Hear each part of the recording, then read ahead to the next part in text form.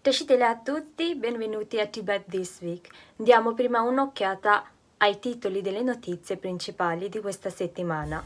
Sua Santità il Dalai Lama consiglia l'empatia e la compassione nella polizia. Un tibetano condannato a 13 anni dalla Cina. Le notizie emergono dopo 7 anni. Una guida turistica tibetana muore per le ferite riportate nella prigione di Diru in Tibet. L'amministrazione centrale tibetana lancia una versione aggiornata del suo sito web. Gruppi di sostegno del Tibet in Giappone e nella Repubblica Ceca riaffermano il continuo sostegno al Tibet. Il Dipartimento di Stato degli Stati Uniti partecipa alla celebrazione virtuale dell'Oscar. Il Tibet non è solo una questione morale, ma interessi degli Stati Uniti. Celebrazione virtuale di Tibet Policy and Support Act 2020. Durante la sua conversazione virtuale con i membri dell'Indian Police Foundation, Sua Santità il Dalai Lama ha detto che, siccome la polizia è lì per difendere la libertà e la democrazia, per questo è importante che la polizia esamini la loro motivazione e si ricordi dei principi su cui agiscono. Sua Santità ha lodato l'esercito indiano a guardia dei confini e ha detto che non sta proteggendo solo la terra, ma anche la cultura e i valori che si sono evoluti su questa terra. India, as I mentioned earlier, one of the biggest democratic country, now protect this country. Not just its border or these things, but protect 1,000-year-old India's tradition. Very important. These Karuna, Ahimsa, you see, these Indian tradition actually world need.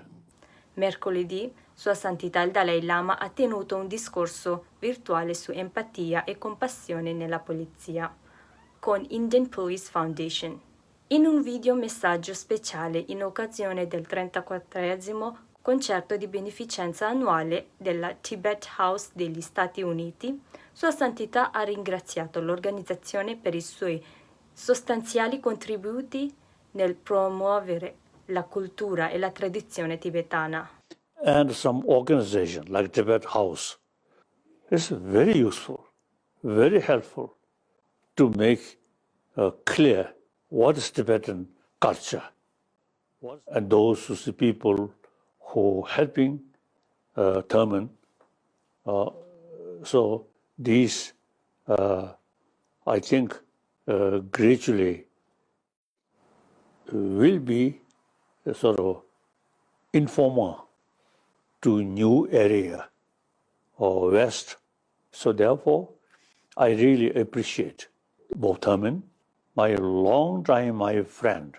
La notizia di un uomo tibetano di nome Namta, condannato a 13 anni di prigione dalla Cina nel 2013, è emersa di recente. Dopo più di 7 anni dal suo arresto nel luglio 2013, è emersa la notizia che Namta è imprigionata nella prigione di Chusul, a meno di 50 km dal capitale del Tibet, Lhasa.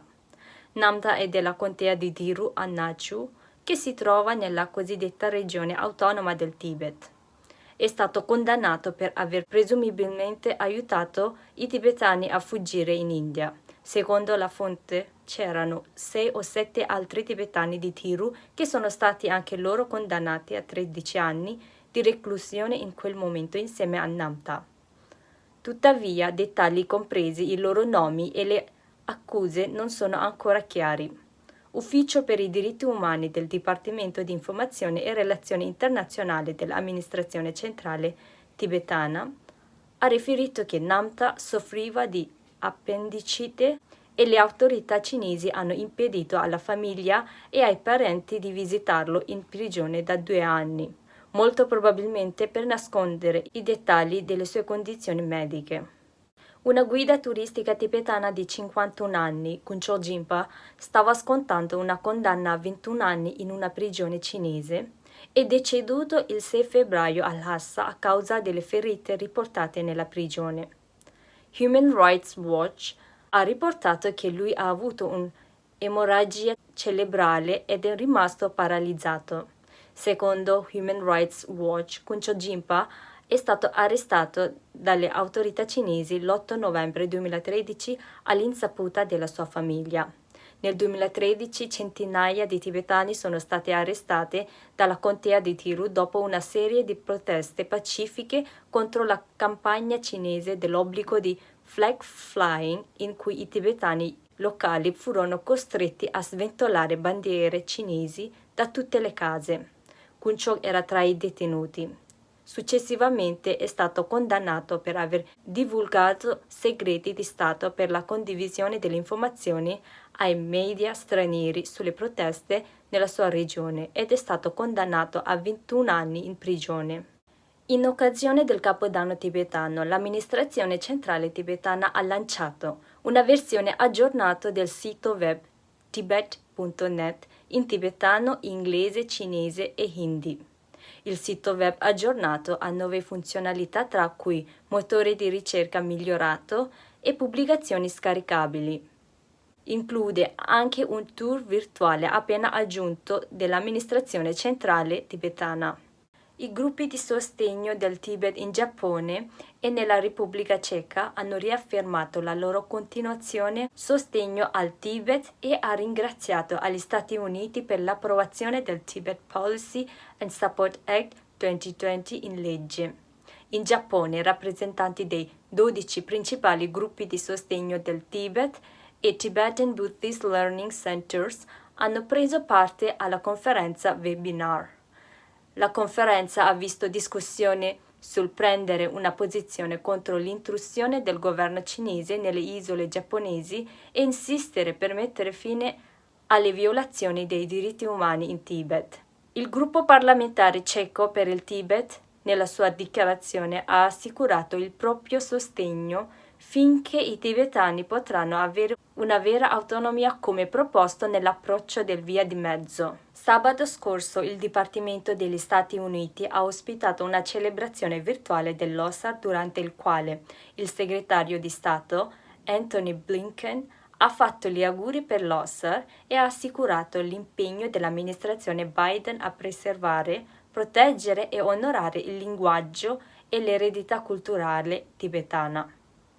La celebrazione virtuale del Capodanno tibetano ha visto la presenza di numerosi alti funzionari del Dipartimento di Stato, compreso l'alto ufficiale Lisa Peterson, e messaggi da partecipanti speciali, tra cui il rappresentante Ngudub Tsering dell'Ufficio del Tibet a Washington DC e il presidente della campagna internazionale per il Tibet, Richard Geary, e messaggi per l'OSAR, saluti, canti tradizionali dei tibetani del Nord America. Mercoledì di questa settimana l'Associazione regionale tibetana del Massachusetts ha ospitato una celebrazione virtuale per celebrare l'approvazione con successo dello storico Tibetan Policy and Support Act del 2020 e anche per onorare il membro del Congresso Jim McGovern e il senatore Marco Rubio.